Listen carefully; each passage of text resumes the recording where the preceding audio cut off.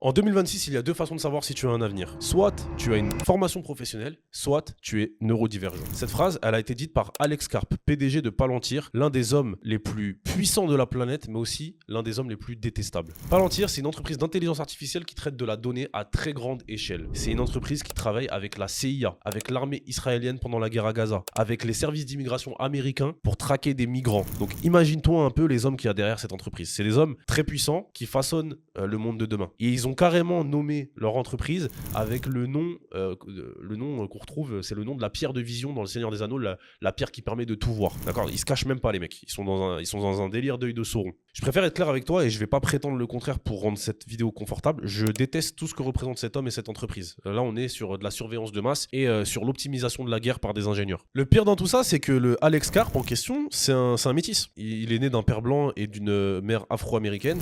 Ses parents, ils étaient activistes des droits humains. Lui-même, il était dyslexique. C'est un philosophe au milieu d'ingénieurs. Donc l'atypie, la neurodivergence, il la vit complètement. Il l'incarne carrément. Mais sauf que lui, il a décidé de mettre sa neurodivergence au service de la guerre et de la surveillance de masse, tandis que nous, on va mettre notre neurodivergence au service de notre liberté. Mais revenons à sa phrase. On va la décortiquer. D'abord, la formation professionnelle, la compétence rare. Regarde ce que c'est en train de devenir aujourd'hui. Avant, savoir-faire, c'était un avantage. Coder, écrire, analyser, structurer. Aujourd'hui, l'intelligence artificielle, elle le fait mieux que toi. Elle structure mieux que toi. Elle écrit mieux que toi. Elle analyse mieux que toi. L'intelligence est devenue une commodité. Et quand le presque parfait devient gratuit, il ne vaut plus rien. Tout le monde a les mêmes outils, donc tout le monde devient interchangeable. La question, c'est plus qu'est-ce que tu sais faire. C'est qu'est-ce qui, en toi, ne peut pas être copié. Deuxième partie de la phrase, les neurodivergents. Alors, pour qu'on soit clair, je vais essayer de ne pas réduire ça à un diagnostic. Donc, on ne parle pas forcément des TDAH, des autistes, des dyslexiques. On va parler des personnes qui pensent différemment. Neurodivergent, c'est assez vaste comme terme. Et dans un monde qui est aujourd'hui formaté par l'intelligence artificielle, où tout le monde peut reproduire la même chose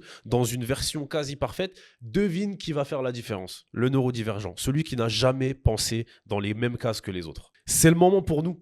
C'est notre moment. Pendant toutes ces années, on était mis au banc, on était mis de côté, on était soit trop, soit pas assez. Je parle de nous neurodivergents, je parle aussi de nous enfants de la diaspora africaine, personnes qui n'ont jamais été considérées pleinement dans leur talent entier et dans l'entièreté de qui ils sont, mais toujours rapportés à des cases qu'on n'arrivait pas à faire matcher avec nous. C'est notre moment parce que aujourd'hui, on est les dernières personnes capables de penser différemment et de ne pas suivre un formatage imposé par l'intelligence artificielle, par le système. Je vais te donner des exemples pour illustrer, pour que tu comprennes où je veux en venir. Imagine-toi un couvreur, un plombier qui digitalise sa boîte et qui la revend à des multiples qu'on pensait réservés à la tech. Imagine-toi un artisan qui a enfin un outil qui lui ramène des clients pendant que lui travaille. Imagine-toi un consultant IT qui avant vendait son temps, mais qui aujourd'hui est en mesure de créer lui-même le propre outil qui lui permettra de décorréler le temps passé de l'argent généré. Imagine-toi un enfant de la diaspora africaine qui attaque des marchés occidentaux depuis son pays d'origine avec sa culture comme force et non plus comme handicap.